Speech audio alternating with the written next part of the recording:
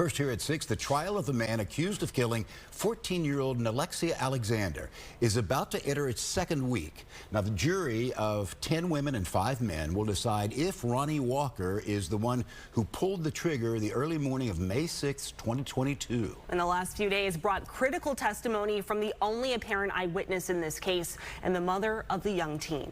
Fox 13's Evan Axelbank is in the newsroom to give us the latest on this case and a preview of the week ahead. Evan. Well, Brianna, the question the jury has to answer is whether they believe the 2 witnesses who said they were there when Ronnie pulled the trigger or that Ronnie confessed to them. But the defense argues there are legitimate reasons to question their statements. The only other person in the car the morning of May 6th was Robert Creed, who said on the stand that Walker not only pulled the trigger, but threatened to kill him too if he ever said anything. He at first withheld information from detectives, but during a second interview said Walker shot Alexia Alexander numerous times.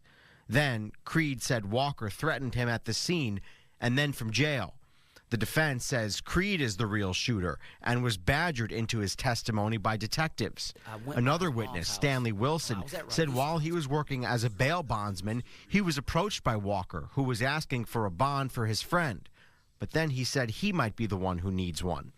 Wilson said Walker told him he was angry about Alexia's sexual history.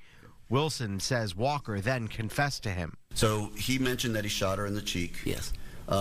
Did you know at the time that it was that it was the girl that was Alexia Alexander, the one who had been found in that road? After he had told me about it, yes. Okay. What did you tell him at that time? I thought he was crazy. And in that prior statement, you said that Mr. Walker told you Quincy or Q was the one that shot the girl, correct? Yes. Okay. And so I suppose, again, that was information that just slipped your mind when I was asking you about it? Yes, ma'am. Motive is not something the state has to prove, but motive is important in a case like this because it tells the jury why. Look, the person in the car with Ronnie Walker didn't have any motive to kill her, but Walker did. When Alexia's mother, Ashley Alexander, was called to the stand, she was not called because she knew what happened that night. Rather, Alexia had run away from home yet again, with Ashley telling the jury her behavior declined after a falling out with her birth mother. Ashley Alexander was brought to the stand to identify Alexia as she was captured on surveillance video getting into Ronnie Walker's car only several minutes before she was killed.